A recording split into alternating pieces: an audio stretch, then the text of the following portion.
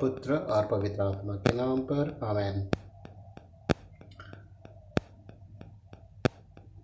कृष्ण में प्यारे भाई और बहनों, हम चालीसा का पवित्र काल शुरुआत कर चुके हैं और मैं आप सबों को इस चालीसे के पवित्र काल के लिए शुभकामनाएं देता हूं, आशीर्वाद देता हूं और ईश्वर से प्रार्थना करता हूं कि आप इस काल का सही प्रयोग करते हुए, सदुपयोग करते हुए पवित्रता में आगे बढ़ें, ईश्वर को प्रेम कर पाएं। और इस काल का मुख्य अर्थ यही है कि हम ईश्वर के प्रेम को जानें, ईश्वर के प्रेम को गहराई से समझें और उसे ग्रहण करें और उसके अनुसार जीवन जिएं। प्रिय भाई और बहनों, हम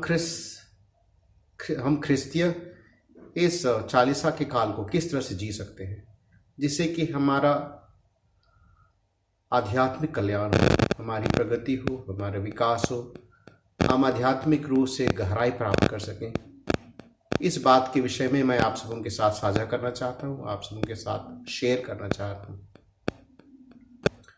सर्वप्रथम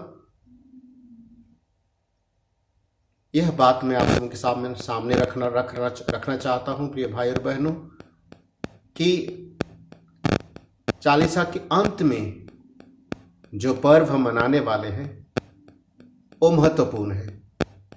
पास्का पर्व, यीशु ख्रीस्त का दुख भोग, मृत्यु और उनका पुनरुत्थान, यह हमारे ख्रिस्तीय जीवन का रहस्य है, हमारे ख्रिस्तीय जीवन का सबसे महत्वपूर्ण घटना है, रहस्य है, क्योंकि इस घटना के द्वारा ईश्वर हमें मुक्ति प्रदान करता है अपने पुत्र यीशु ख्रीस्त की मृत्यु और पुनरुत्थान के द्वारा। और इसीलिए इस पूरे चालीसा के काल में 40 दिन जो कुछ भी हम करेंगे, जो भी धार्मिक कार्यकलाप करेंगे या आध्यात्मिक अनुशासन में हम जिएंगे, वो उस अनुभव को, उस घटना को और गहराई से जीने और उससे लाभान्वित होने का मुख्य मकसद है। इसलिए हमारा उपवास, हमारा परहेज, इंद्रियों का दमन, आत्मनियंत्रण, हर प्रकार की आध्यात्मिक अभ्यास अर्थहीन है, बेकार है यदि हम इस बात को नहीं समझते हैं कि यीशु ख्रीस्त के साथ जीवन जीना, यीशु ख्रीस्त के साथ हमारा पुनरुत्थान होना, यह हमारे जीवन का सबसे महत्वपूर्ण बात है। यीशु ख्रीस्त के द्वारा हमें मुक्ति प्राप्त करना, यह हमारे जीवन का मुख्य उद्देश्य है और एकमात्र उद्देश्य है। इसलिए प्रिय भाई और बहनों, हमारी आध्यात्मिकता, हमारी आध्यात्मिक अभ्यास इस अनुभव को और गहराई से प्राप्त करने, इस अनुभव को जीने और इस अनुभव को हमारे लिए महत्वपूर्ण बनाने का एक उपाय है। इसीलिए हम चालीसा की शुरुआत यीशु ख्रीस्त को जो क्रूस पर मर जाते हैं उसे अपने मन में रखते हैं।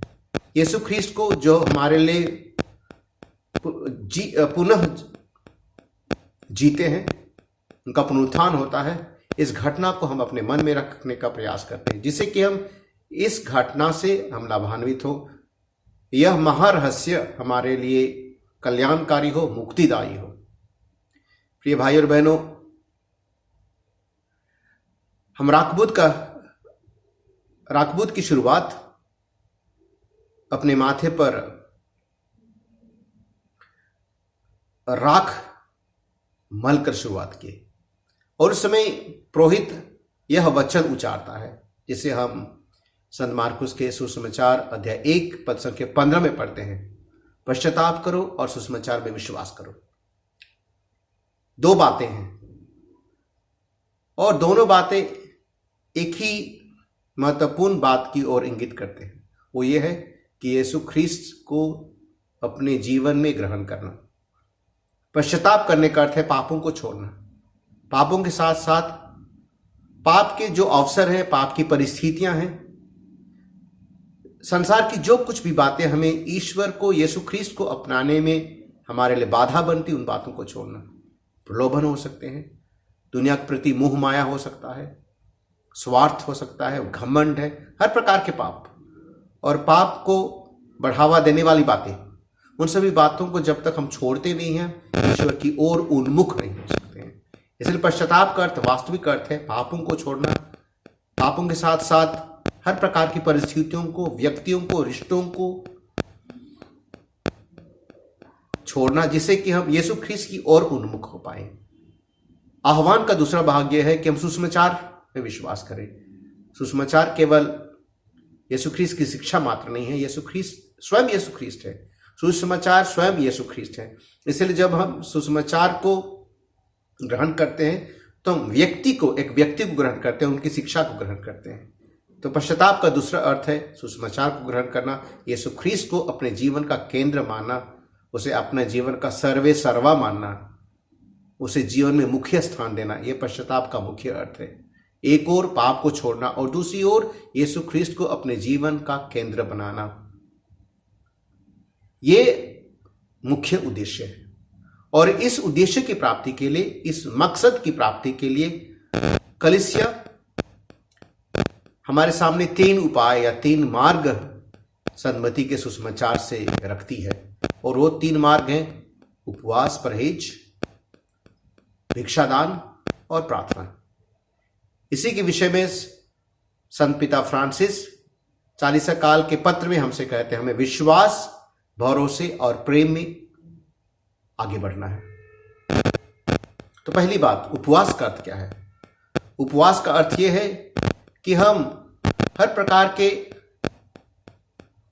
प्रलोभनों को, हर प्रकार की बातों को छोड़े जो हमें ईश्वर को ग्रहण करने में, ईश्वर को अपने जीवन में स्वीकार करने में बाधा बनती है। विश्वास का अर्थ भी यही होता है कि विश्वास का अर्थ केवल ईश्वर पर विश्वास करना कि वो जीवित है, वो सर्वशक्तिमान है मात्र नहीं है। विश्वास का मुख्य अर्थ यह है कि ईश्वर सब कुछ है और उस पर हम सब कुछ दांव में रख देते हैं।